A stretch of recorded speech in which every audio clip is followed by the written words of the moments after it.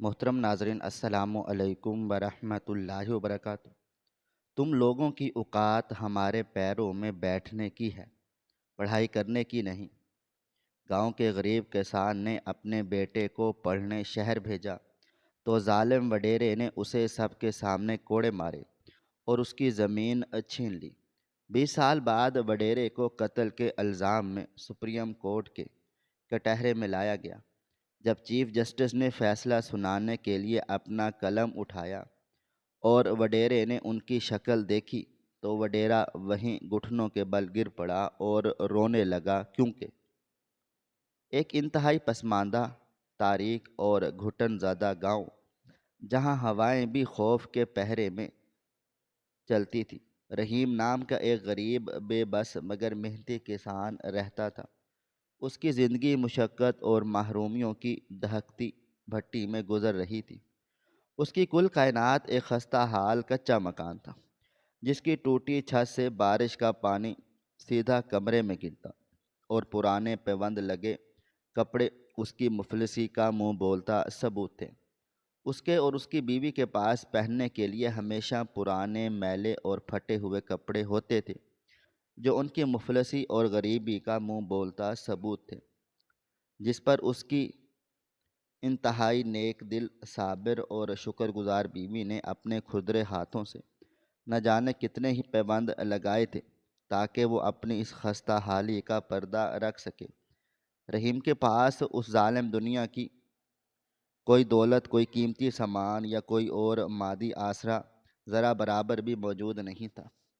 اس کی کل کائنات اور اس کی زندگی کا واحد سہارا صرف اور صرف زمین کا ایک بہت ہی چھوٹا سا ٹکڑا تھا، جو اسے اپنے غریب باپ دادا سے وراثت میں ملا تھا۔ وہ زمین کا ٹکڑا اتنا چھوٹا سا اور بنجر تھا کہ اس سے بامشکل ان کے گھر کے 2 وقت کی روٹی روکھی سوکھی پوری ہوتی تھی۔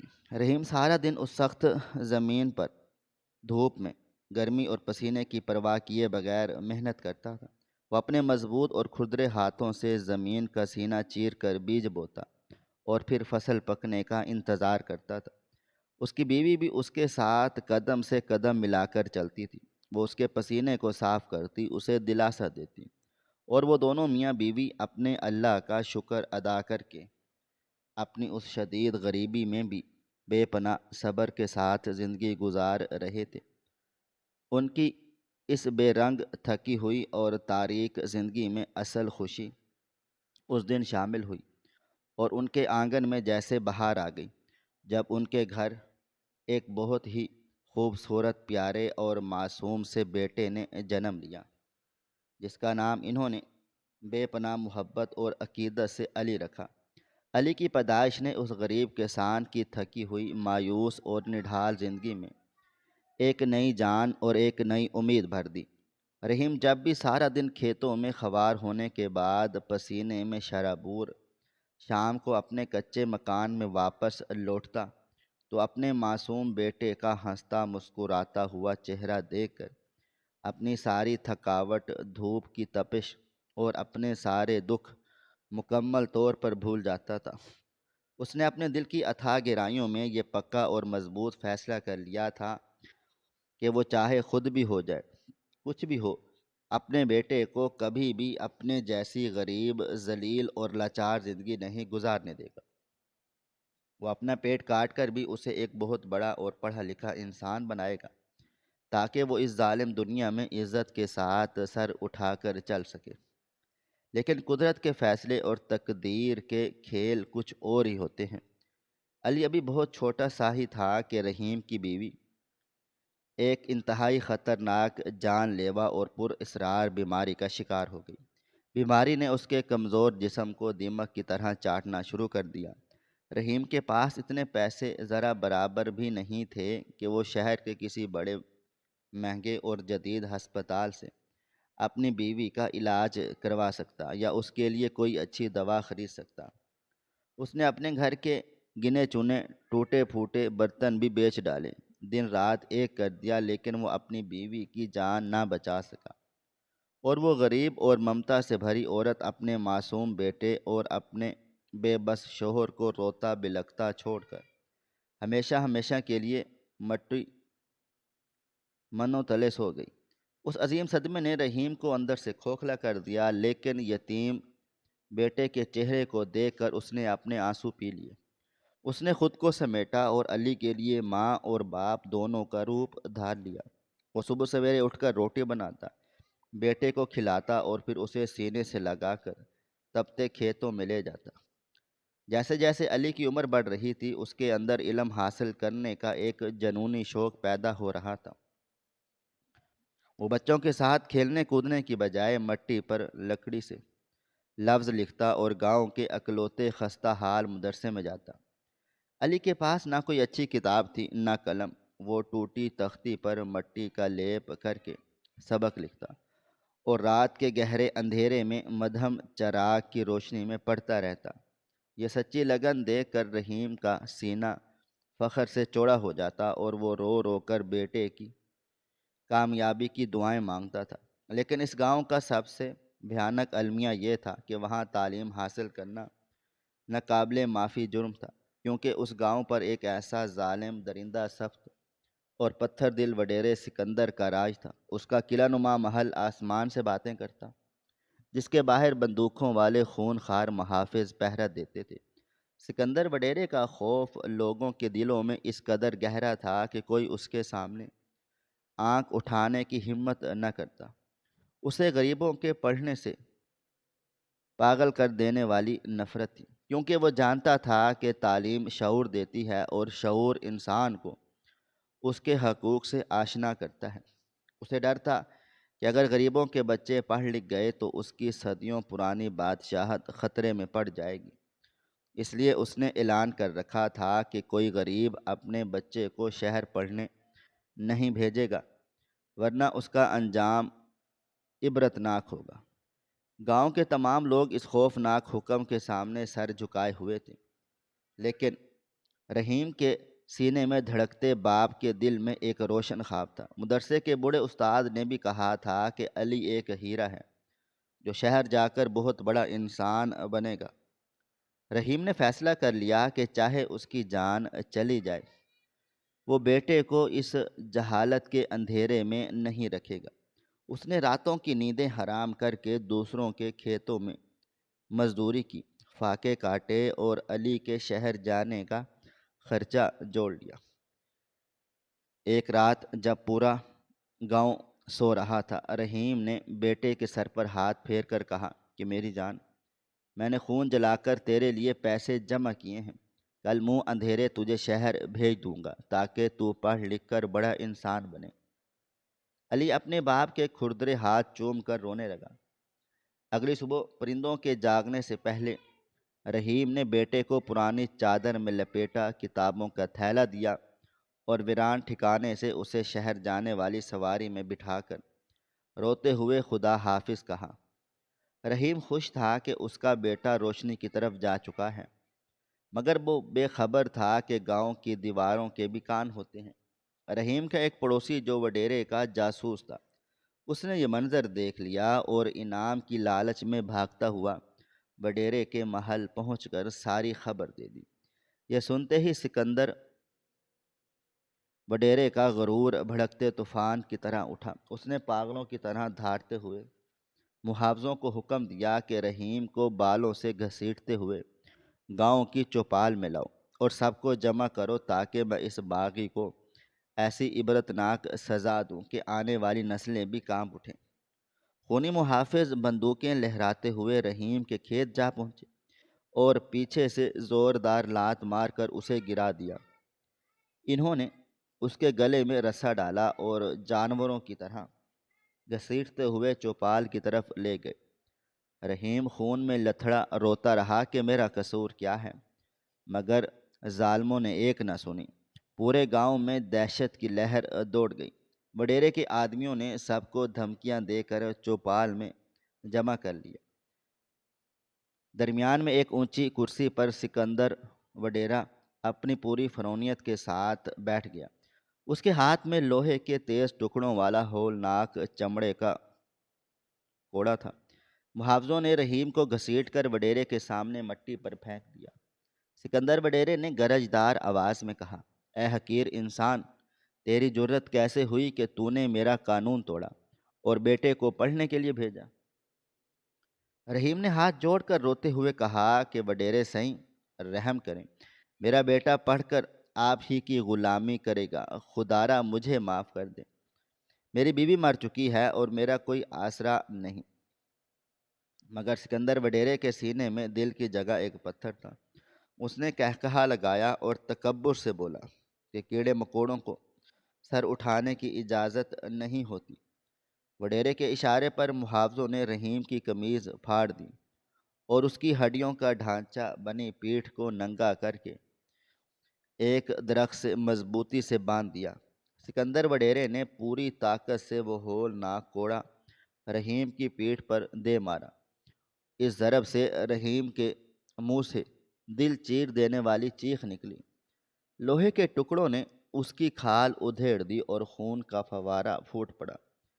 وڈیرے کے چہرے پر درندوں والی مسکراہٹ تھی۔ اس نے مسلسل کوڑے برسانا شروع کر دیے۔ گوشت کے ٹکڑے اڑ رہے تھے اور چیخیں گاؤں میں گونج رہی تھیں۔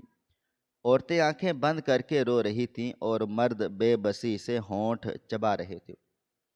رحیم بار بار بے ہوش ہوتا، لیکن محافظ منہ پر ٹھنڈا پانی مار کر اسے ہوش میں لاتے اور وڈیرا پھر سے کوڑے برساتا۔ 20 کوڑے مارنے کے بعد جب وڈیرے کا ہاتھ تھک گیا تو اس نے کوڑا پھینکا اور محافظوں کو حکم دیا کہ اسے کھول کر مٹی میں پھینک دو۔ رحیم بے جان لکڑی کی طرح وڈیرے کے قدموں میں جا گرا۔ سکندر وڈیرے نے اپنا بھاری جوتا رحیم کے خون آلود چہرے پر رکھا اور گرجدار آواز میں فیصلہ سنایا۔ اس جرم کی سزا صرف کوڑے نہیں، آج سے اس کسان کی تمام زمین اور جائیداد میں ضبط کرتا ہوں۔ آج سے بے گھر فقیر ہے۔ یہ سنتے ہی رحیم پر موت کا جھٹکا سا لگا اور وہ بے ہوش ہو گیا۔ ظالم محافظ اسے اسی حالت میں چھوڑ کر محل چلے گئے اور خوفزدہ گاؤں والے اپنے گھروں میں چھپ گئے۔ رات کا اندھیرا گہرا ہوا تو شبنم نے رحیم کے زخموں کو مزید تکلیف دہ بنا دیا۔ آدھی رات کے سناٹے میں کچھ غریب ہمدرد چھپتے چھپاتے رحیم کے پاس پہنچے اور اس کے خون میں لتھڑے جسم کو اٹھا کر اس کے ٹوٹے ہوئے مکان میں لے گئے۔ بوڑھے حکیم نے جڑی بوٹیوں کا لیپ بنا کر اس کی پیٹھ پر لگایا تاکہ خون رک سکے۔ رحیم کئی دنوں تک بخار کی بھٹی میں تپتا، موت اور زندگی کی کشمکش میں مبتلا رہا۔ بے ہوشی کی اس گہری حالت میں بھی اس کے کانپتے ہوئے ہونٹوں سے صرف ایک ہی دردناک فریاد نکلی تھی، خدارا میرے بیٹے کو پڑھنے دو، اسے کتابیں مت چھوڑنے دو، اسے بڑا انسان بننے دو۔ محلے کی عورتیں اس غریب باپ کی یہ حالت زار دیکھ کر زار و قطار روتی تھیں، لیکن وہ سب بے بس تھیں۔ رحیم کو جب کچھ دنوں کے بعد ہوش ملا تو اس کے جسم کی وہ طاقت اور وہ بے جان مکمل طور پر ختم ہو چکی تھی۔ اس کی پیٹھ پر ان ہولناک کوڑوں کے وہ گہرے نشان ہمیشہ کے لیے نقش ہو چکے تھے جو اسے ہر پل اس ظالم وڈیرے کی صفا کی یاد دلاتے تھے۔ لیکن رحیم کے لیے سب سے بڑا صدمہ اور سب سے بڑی قیامت وہ خبر تھی جو اسے ہوش میں آنے کے بعد ملی کہ اس کی وہ آبائی زمین اور وہ چھوٹا سا کھیت جس پر وہ اپنا خون پسینہ بہا کر روزی کماتا تھا، وہ ظالم وڈیرے نے مکمل طور پر چھین لیا ہے، اور اب رحیم کے پاس 2 وقت کی روٹی کمانے کا کوئی ذریعہ باقی نہیں بچا۔ وہ غریب کسان اس کچرے کمرے میں بیٹھ کر دھاڑے مار مار کر رویا اور اس نے اپنے رب کے سامنے سجدے میں گر کر انصاف کی دعا مانگی، لیکن اس نے اپنے دل میں یہ انتہائی پکا اور مضبوط فیصلہ کر لیا تھا کہ چاہے اسے بھوکا مرنا پڑے یا اسے بھیک مانگنی پڑے، وہ اپنے بیٹے علی کو اپنی اس تباہی اور اس دردناک سزا کے بارے میں ذرا برابر بھی کچھ نہیں بتائے گا، کیونکہ اسے معلوم تھا اگر علی کو یہ پتہ چل گیا کہ اس کے باپ کو کوڑے مارے گئے ہیں اور ان کی زمین چھین لی گئی ہے تو وہ معصوم لڑکا اپنی پڑھائی چھوڑ کر گاؤں واپس لوٹ جائے گا اور وڈیرے سے بدلہ لینے کی کوشش کرے گا، جس میں اس کی جان بھی جا سکتی ہے۔ رحیم نے اپنے درد کو اپنے سینے کے انتہائی گہرے کونے میں دفن کر دیا، اور اس نے اپنی زندگی کا ایک نیا اور انتہائی کھٹن سفر شروع کیا۔ اس کے پاس اب کوئی زمین نہیں تھی، اس لیے اس نے گاؤں سے دور پہاڑوں پر جا کر پتھر توڑنے کی انتہائی سخت اور جان لیوا مزدوری شروع کر دی۔ وہ غریب اور کمزور انسان جس کی پیٹھ زخموں سے بھری ہوئی تھی، اور وہ سارا دن بھاری ہتھوڑے سے پتھر توڑتا، اس کے ہاتھوں سے خون رستا اور اس کے پیروں میں چھالے پڑ چکے تھے، لیکن وہ ہر روز اس امید پر محنت کرتا تھا کہ اس کی اس مزدوری سے اس کے بیٹے کی کتابوں اور مدرسے کا خرچہ پورا ہو سکے گا۔ وہ سارا دن بھوکا پیاسا رہتا اور کبھی کبھار درختوں کے پتے کھا کر یا پانی پی کر اپنا پیٹ بھر لیتا تھا، تاکہ وہ زیادہ سے زیادہ پیسے بچا کر شہر میں اپنے بیٹے کو بھیج سکے۔ دوسری طرف شہر کے اس بہت بڑے اور عالی شان تعلیمی ادارے میں علی کی زندگی بھی کسی کڑے امتحان سے کم نہیں تھی۔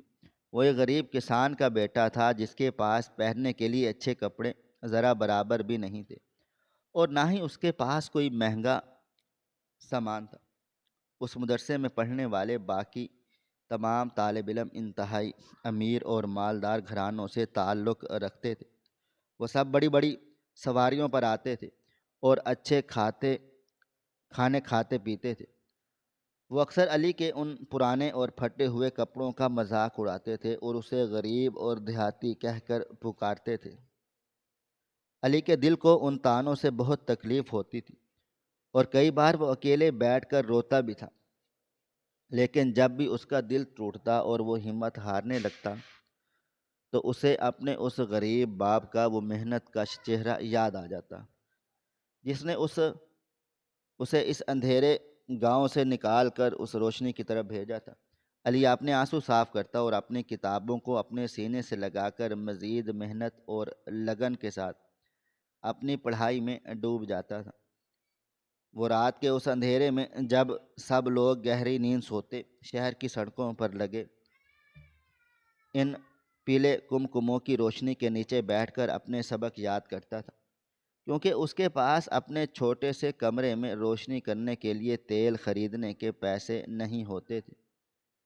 وہ اکثر فاقوں سے راتیں گزارتا تھا اور سوکھی روٹی کو پانی میں بھگو کر کھا لیتا تھا، تاکہ وہ زندہ رہ سکے اور اپنا علم مکمل کر سکے۔ وہ ہر مہینے اپنے باپ کے بھیجے ہوئے ان پیسوں کا انتظار کرتا تھا جو رحیم اپنا خون بیچ کر اس تک پہنچاتا تھا۔ علی نے کبھی ان پیسوں کو کسی فضول خرچی پر ذرا برابر بھی خرچ نہیں کیا۔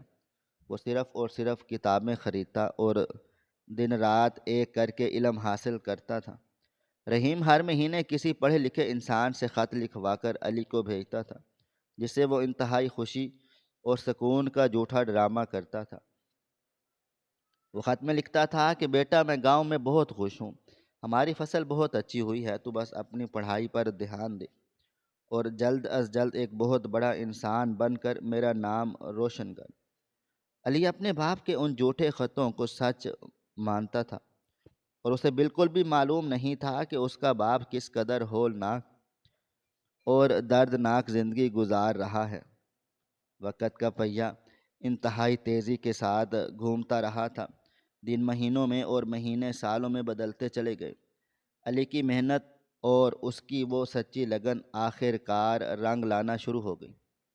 اس نے اپنے مدرسے کے تمام امتحانات میں پورے شہر میں سب سے زیادہ نمبر حاصل کیے، اور اساتذہ بھی اس غریب اور محنتی طالب علم کی ذہانت پر حیران تھے۔ اس نے قانون اور انصاف کی سب سے بڑی ڈگری انتہائی شاندار طریقے سے مکمل کر لی، اور وہ شہر کا ایک بہت ہی قابل اور ایماندار وکیل بن گیا۔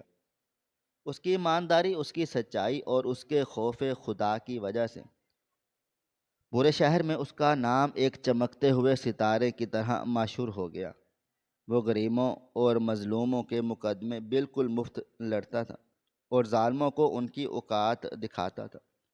اس کی اسی محنت اور اس کے اسی سچے انصاف کی وجہ سے حکومت نے اسے منصب کے انتہائی بڑے اور قابل عزت عہدے پر بٹھا دیا۔ علی نے جب منصب کی کرسی سنبھالی تو اس نے اپنے قلم سے وہ بے پاک اور سچے فیصلے کیے جس کی مثال تاریخ میں ذرا برابر بھی نہیں ملتی تھی۔ بڑے بڑے ظالم اور طاقتور مجرم اس کے نام سے کانپتے تھے، کیونکہ انہیں معلوم تھا کہ یہ منصف نہ تو بکتا ہے اور نہ ہی کسی دباؤ میں جھکتا ہے۔ 20 سال کا ایک انتہائی لمبا اور طویل عرصہ گزر چکا تھا، اور علی اب ترقی کرتے کرتے اس ملک کی سب سے بڑی اور سب سے اونچی عدالت یعنی عدالت عظمیٰ کا سب سے بڑا منصف اعظم بن چکا تھا۔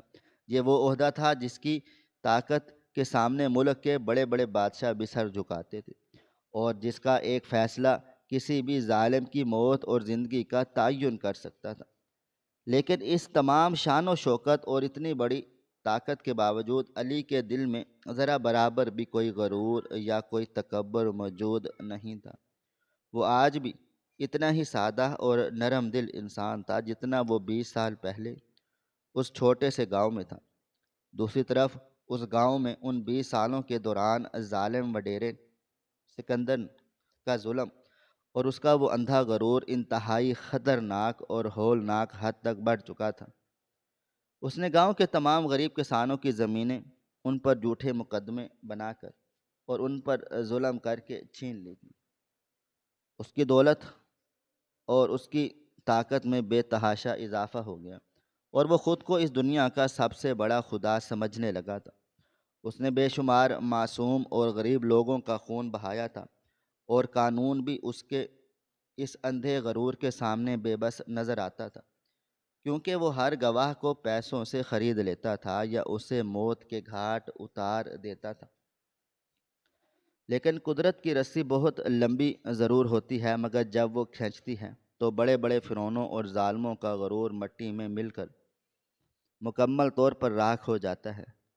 وڈیرے سکندر کے ساتھ بھی کچھ ایسا ہی ہوا۔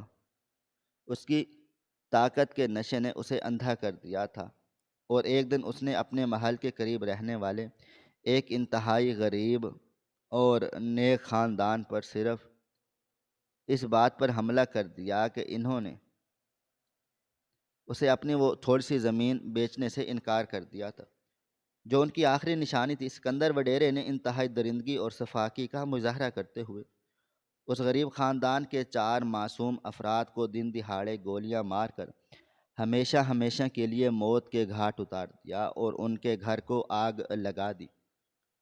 یہ واقعہ اس قدر ہولناک اور بھیانک تھا کہ پورے ملک میں تہلکہ مچ گیا۔ اس بار وڈیرے کے خلاف وہ لوگ گواہی دینے کے لیے کھڑے ہو گئے جنہیں اس نے ہمیشہ کیڑے مکوڑے سمجھا تھا۔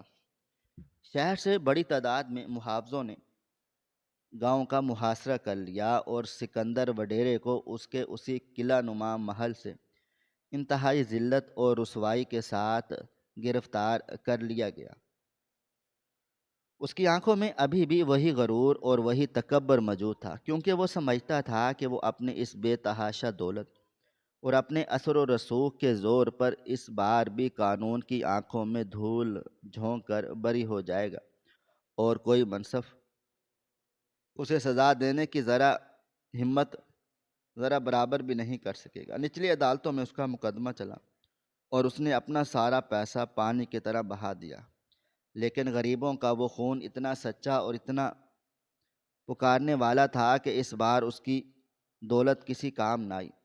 اسے نچلی عدالت سے سزائے موت سنائی گئی، اور پھر اس نے اپنی جان بچانے کے لیے اس ملک کی سب سے بڑی اور سب سے آخری عدالت میں اپیل کر دی، جو کہ عدالت عظمیٰ تھی، جہاں اس کا مقدمہ ملک کے سب سے بڑے اور سب سے ایماندار منصف اعظم کے سامنے پیش ہونا تھا، جس کا نام سن کر مجرموں کے پسینے چھوٹ جاتے تھے۔ وہ دن آخر کار پہنچ گیا جس دن اس ظالم اور طاقتور وڈیرے کی زندگی کا آخری اور حتمی فیصلہ ہونا تھا۔ اس دن پوری سب سے بڑی عدالت کے اندر اور باہر لوگوں کا ایک بے تحاشا اور ہولناک ہجوم موجود تھا۔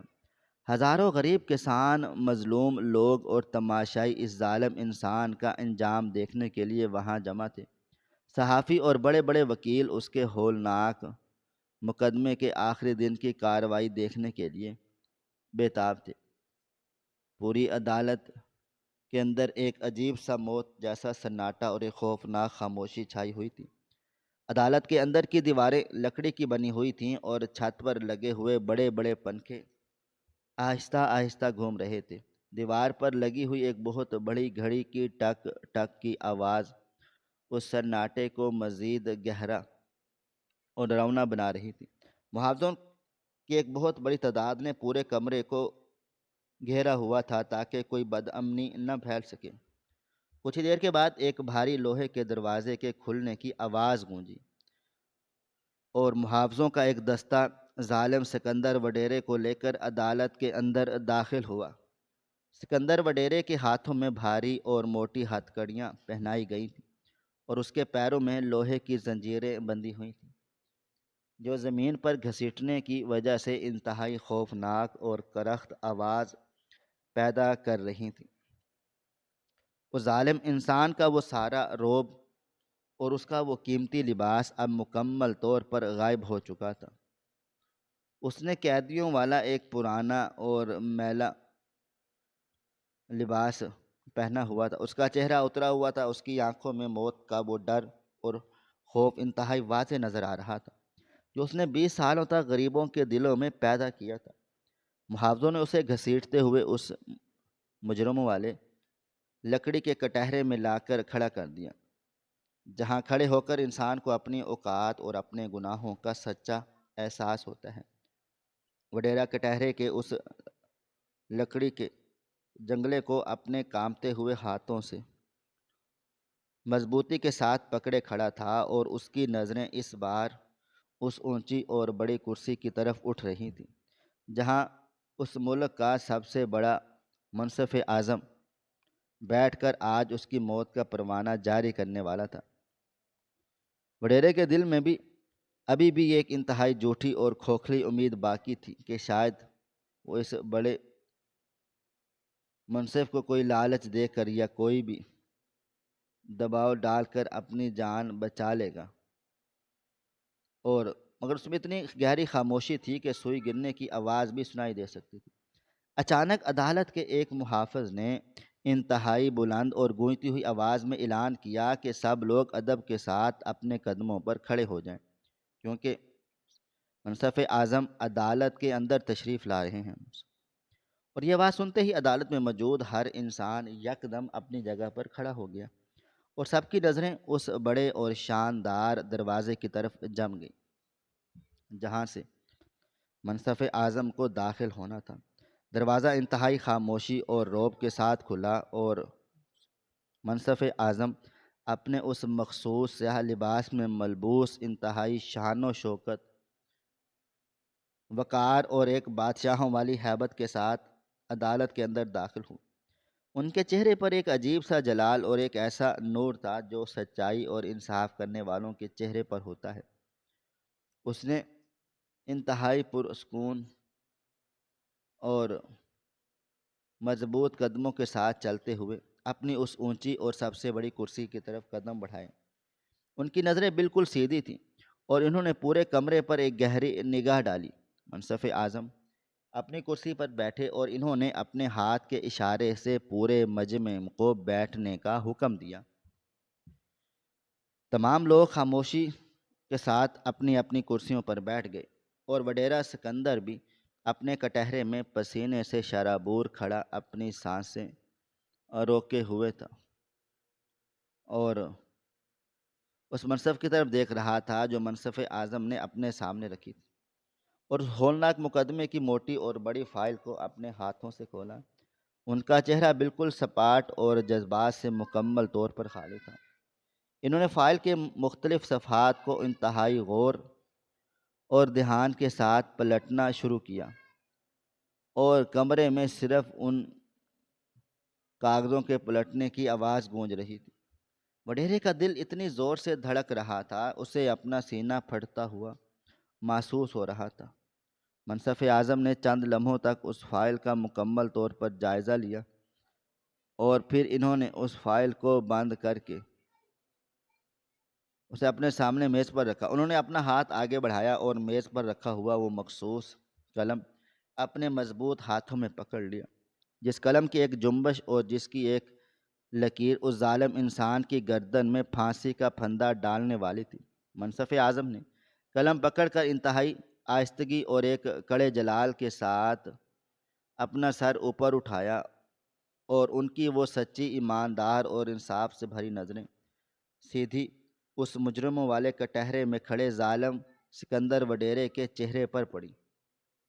وڈیرے نے جیسے ہی اپنا سر اٹھایا، اس کی آنکھیں منصف اعظم کے اس چہرے اور ان کی شکل سے ٹکرائیں تو اس ظالم وڈیرے کے دل و دماغ میں جیسے ہزاروں بجلیاں ایک ساتھ کڑک اٹھیں۔ اس کے پیروں تلے سے وہ زمین یکدم مکمل طور پر کھسک گئی، اور اس کا منہ ایک انتہائی ناقابل یقین صدمے اور خوفناک دہشت کی وجہ سے پورے کا پورا کھلا رہ گیا، کیونکہ اس کی بڑی اور اونچی کرسی پر بیٹھا ہوا وہ سب سے بڑا اور طاقتور منصف کوئی اور نہیں بلکہ وہ اسی رحیم کسان کا بیٹا تھا، علی، جسے اس ظالم وڈیرے نے 20 سال پہلے کتابیں پڑھنے اور شہر جانے کی وجہ سے اسے ایک بہت بڑا مجرم قرار دیا تھا۔ وڈیرے سکندر کی آنکھیں خوف سے پھٹ گئیں۔ اس کے دل و دماغ میں وہ 20 سال پرانا منظر ایک ہولناک فلم کی طرح چلنے لگا، جب اس نے ایک غریب کسان کو درخت سے باندھ کر اس کی پیٹھ پر چمڑے کے کوڑے برسائے تھے، اور ایک چھوٹا سا معصوم لڑکا اپنے ہاتھ میں کتابیں پکڑے رو رہا تھا، اور آج وہی چھوٹا سا لڑکا اس ملک کا سب سے بڑا منصف بن کر اس کے بالکل سامنے بیٹھا تھا، اور اس کے ہاتھ میں وہ قلم موجود تھا جو آج اس وڈیرے کی موت کا فیصلہ لکھنے والا تھا۔ وڈیرے کے جسم کی ساری طاقت مکمل طور پر ختم ہو گئی۔ اس کی ٹانگوں نے اس کا بوجھ اٹھانے سے صاف انکار کر دیا، اور وہ اس مجرم والے کٹہرے کے اندر ہی اپنے گھٹنوں کے بل زور سے زمین پر گر پڑا تھا، اور اس کے ہاتھوں اور پیروں میں بندھی ہوئی وہ بھاری لوہے کی زنجیریں انتہائی خوفناک آواز کے ساتھ اس لکڑی کے فرش پر ٹکرائیں، اور وہ ظالم وڈیرا جو کبھی کسی کے سامنے سر نہیں جھکاتا تھا، آج ایک غریب کسان کے بیٹے کے سامنے سجدے کی حالت میں گرا ہوا تھا، دھاڑے مار مار کر اور پاگلوں کی طرح چیخیں مار مار کر رو رہا۔ اس کے چہرے پر پسینے کے قطرے بہہ رہے تھے، اور اس کی آنکھوں سے خوف کے مارے آنسوؤں کا ایک دریا بہہ نکلا تھا۔ عدالت میں موجود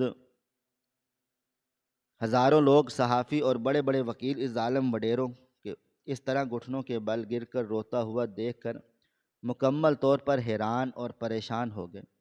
سب لوگ ایک دوسرے کا منہ دیکھنے لگے کہ آخر اس مغرور اور خونی انسان کو اچانک کیا ہو گیا ہے کہ وہ فیصلہ سننے سے پہلے ہی اس طرح موت کے خوف سے کانپ رہا ہے اور گڑ گڑا رہا ہے۔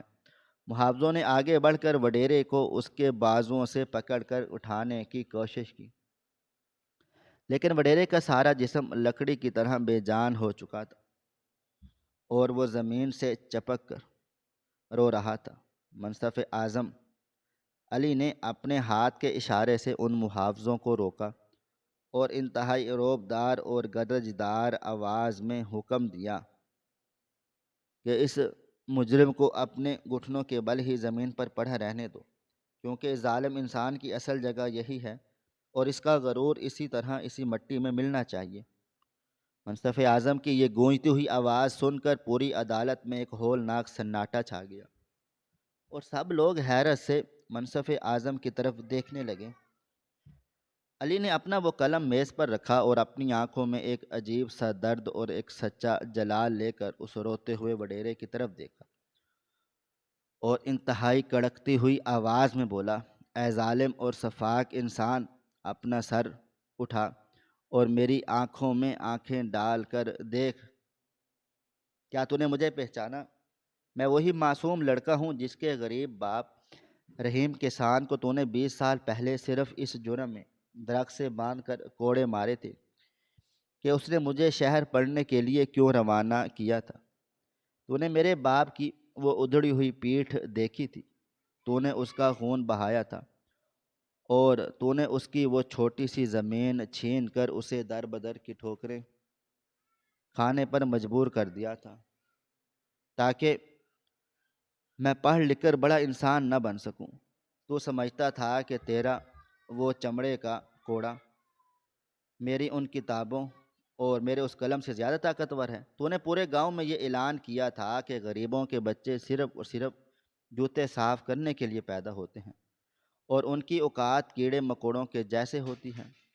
لیکن دیکھ اے اندھے اور مغرور فرعون، آج تیرے اس کوڑے کی طاقت ہار چکی ہے اور میرے غریب باپ کی وہ قربانی اور میرے اس قلم کی طاقت جیت چکی ہے۔ آج تو اسی کیڑے مکوڑے کے سامنے ہتھ کڑیوں میں جکڑا ہوا اپنے گھٹنوں کے بل پڑا موت کی بھیک مانگ رہا ہے، اور تیری وہ ساری دولت، تیرا وہ سارا غرور اور تیرے وہ سارے محل تجھے میرے اس قلم کی ایک لکیر سے ذرا برابر بھی نہیں بچا سکتی۔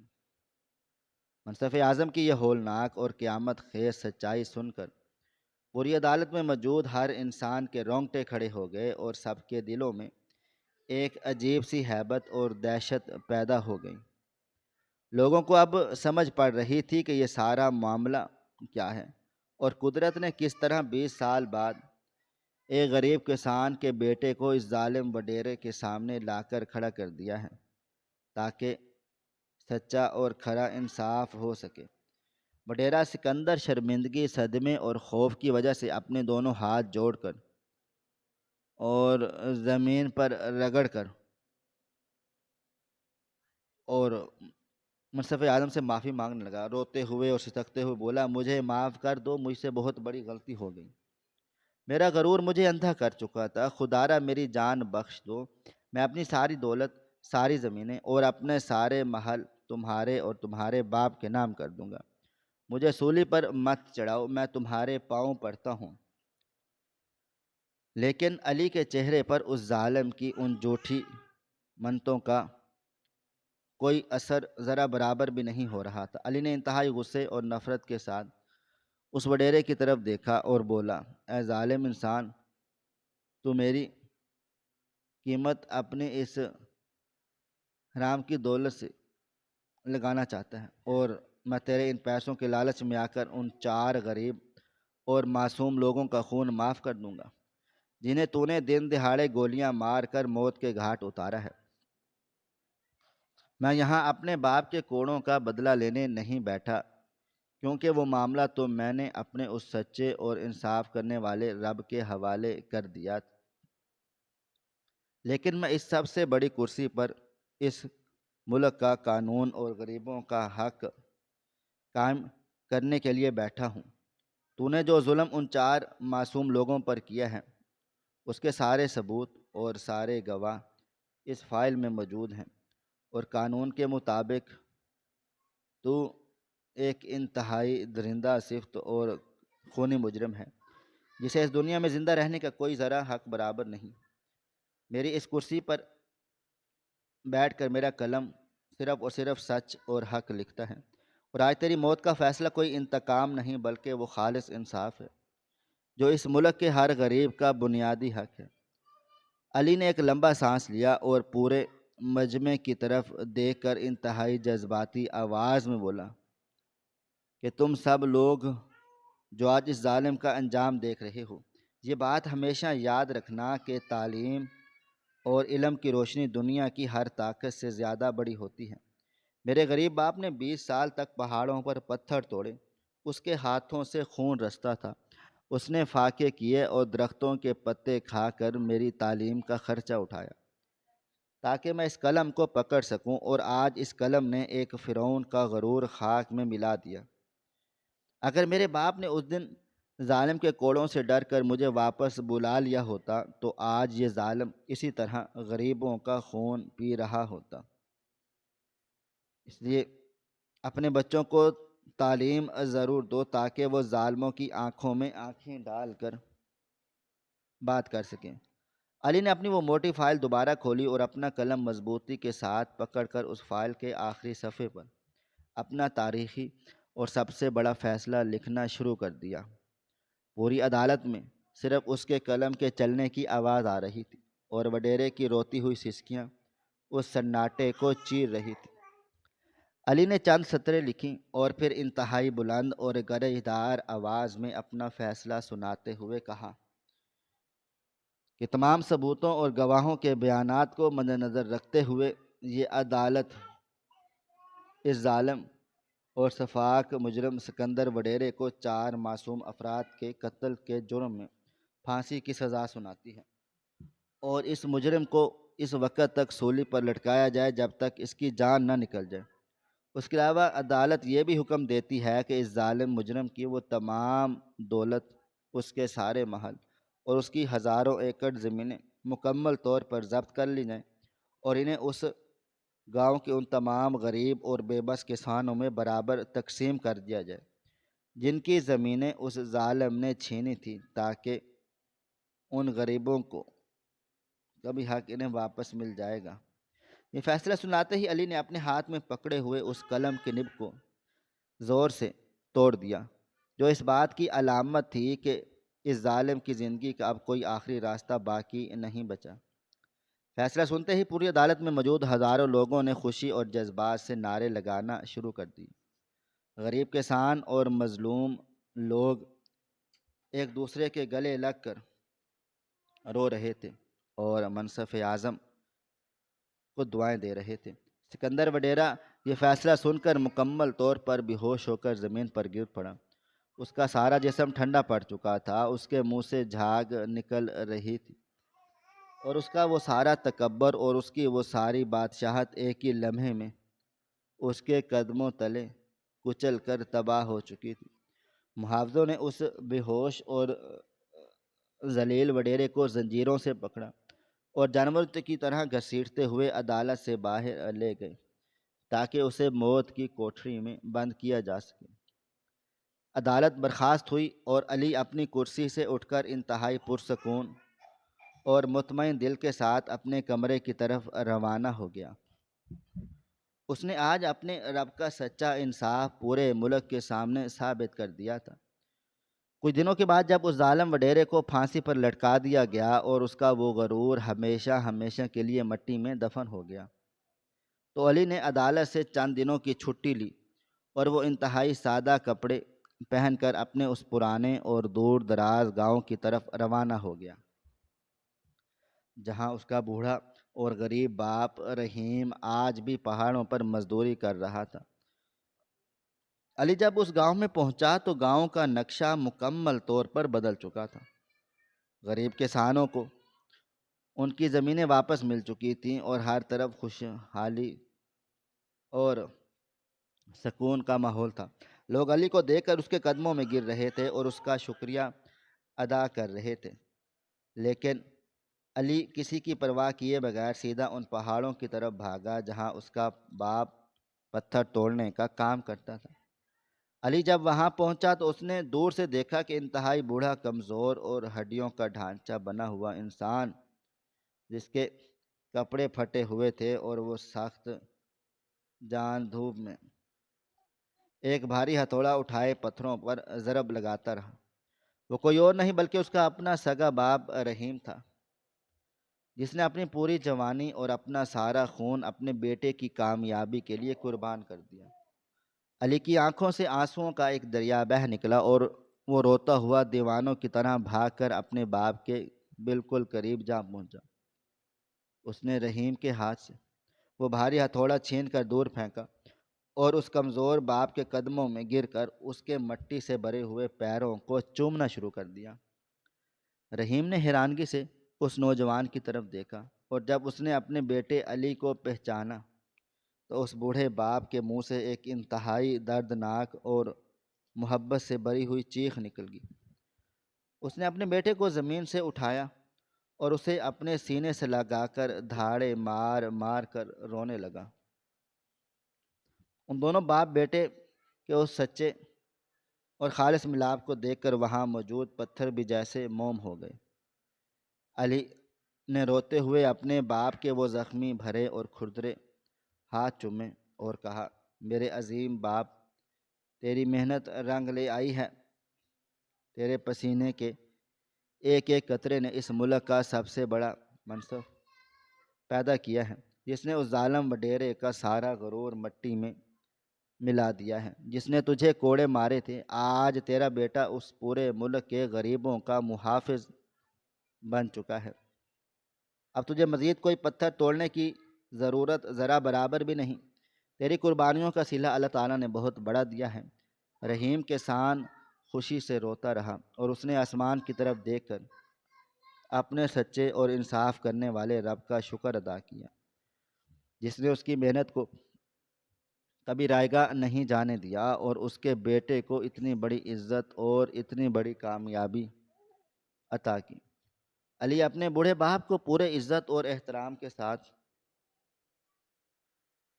اپنے ہمراہ اس بڑے شہر کی طرف لے گیا جہاں رحیم کے سان نے اپنی باقی کی ساری زندگی اپنے بیٹے کے ساتھ انتہائی سکون، آرام اور خوشی حالی کے ساتھ گزاری۔ یہ کہانی ہم سب کے لیے ایک انتہائی بڑی، واضح اور سچی عبرت کا نشان ہے کہ انسان کو کبھی بھی اپنی طاقت، اپنی دولت اور اپنے اثر و رسوخ پر ذرا برابر بھی غرور نہیں کرنا چاہیے، کیونکہ ظالم انسان کی رسی ایک نہ ایک دن ضرور کھینچتی ہے، اور جب قدرت کا وہ کڑا اور بے انصاف آواز